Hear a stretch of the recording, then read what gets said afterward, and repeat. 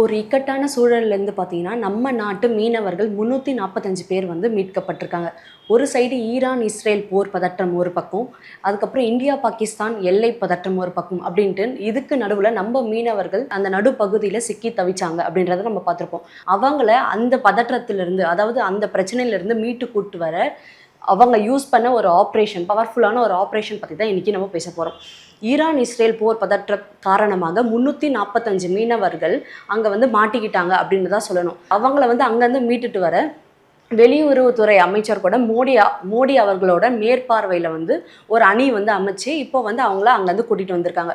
குறிப்பாக பார்த்தீங்கன்னா பாஜக மீனவர்கள் தலைவர், அதாவது ஃபிஷர்மேன் விங் திருமதி சீமா அவர்கள் பார்த்தீங்கன்னா இந்த பர்டிகுலர் மீனவர்களை அங்கேருந்து கொண்டு வர்றதுக்காக ஒரு அணி அமைச்சு அணியை வந்து பக்காவாக பிளான் பண்ணி கொண்டு வந்திருக்காங்க அப்படின்னு தான் நம்ம சொல்லணும். அது மட்டும் இல்லாமல் அதாவது ஒரு போர் நடக்குது, அங்கேருந்து நம்ம நாட்டு மீனவர்களை கொண்டு வரணும் அப்படின்றது ஒரு சாதாரணமான விஷயம் இல்லை அப்படின்றது நம்மளுக்கு தெரிஞ்சிருக்கும். ஸோ அவங்க பார்த்தீங்கன்னா பக்காவாக ஒரு டீமை ஃபார்ம் பண்ணி அவங்கள அங்கேருந்து கூட்டிகிட்டு வந்திருக்காங்க. அதாவது அங்கே மாட்டிகிட்டு இருக்க மீனவர்களை கொண்டு வரதுக்காக கண்டிஜென்சி பிளான் அப்படின்றது ஒன்று கொண்டு வராங்க.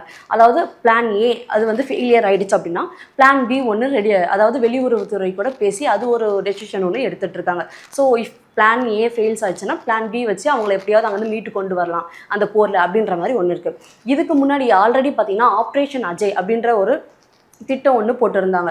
ஸோ அதுலேயும் இந்த மாதிரி இஸ்ரேலில் போர் நடந்தப்போ நம்ம நாட்டு மீனவர்களை அங்கேருந்து கொண்டு வந்தாங்க அப்படின்னு தான் சொல்லணும். ஸோ இப்படி போர்லேருந்து மீட்டு கொண்டு வந்திருக்காங்க நம்ம மீனவர்கள். அப்படி இருக்கும் போது சுமார் 6 லட்சம் பேர் நம்ம இந்தியர்கள் இன்னுமே அங்கே தான் இருக்காங்க. ஸோ இன்னும் ஏதாவது பிரச்சனை ஏதாவது பெருசானா அவங்கள அங்கேருந்து கூட்டிகிட்டு வரணும் அப்படின்ற ஒரு நிலைமையும் நம்மளுக்கு இருக்குது. ஸோ இந்த 345 பேரை இப்போ கூட்டு வந்தது, அதாவது அந்த போர்லேருந்து மீட்டு கூட்டு வந்ததே ஒரு மிகப்பெரிய நிம்மதி நம்மளுக்கு அப்படின்னே சொல்லலாம். இப்படி இருக்க இந்த மீனவர்களுக்கு எந்த பிரச்சனை வந்தாலும் நம்ம நாட்டில் இருந்து மீட்பு படை வந்து நம்மளை காப்பாற்றுவாங்க அப்படின்ற நம்பிக்கையை வந்து அதாவது பாஜக சார்பில் சீமா அவர்கள் உருவாக்கின இந்த அணி மூலியமாக நம்மளுக்கு தெரிஞ்சிருக்கு அப்படின்னே சொல்லலாம். ஸோ அது மட்டும் சரி, ஒரு சைடு வந்து இந்த போர் அதனால வந்து மீட்பு பணி அப்படி போயிட்டு இருந்தாலும் நம்ம மீனவர்கள் இலங்கை பார்டர், அதாவது இலங்கையில் போயிட்டு மீன் பிடிக்கிறதாகட்டும், இல்லைன்னா பாகிஸ்தான் பார்டர் இப்படி போய் மீன் பிடிச்சு அந்த கடற்படையினர் வந்து மாட்டிக்கிட்டாங்க அப்படின்னு தான் சொல்லணும். ஸோ இப்படி ஒரு வாட்டியும் வந்து எல்லை தாண்டி மீன் பிடிக்கிறாங்க அப்படின்றதுக்காக வந்து அவங்கள அரெஸ்ட் பண்ணிட்டு தான் இருக்காங்க.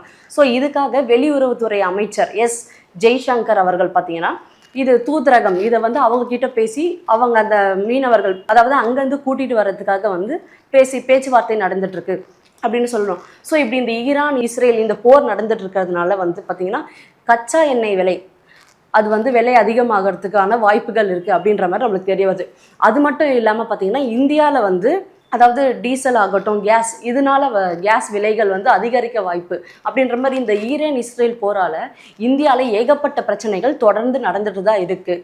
ஸோ இந்த டைமில் தான் பிஜேபி அவங்களோட பக்காவான பிளானை எக்ஸிக்யூட் பண்ணி நம்ம மீனவர்களை கூட்டிகிட்டு வந்திருக்காங்க அப்படின்றத நம்மளுக்கு இதுலேருந்து தெரிய வருது.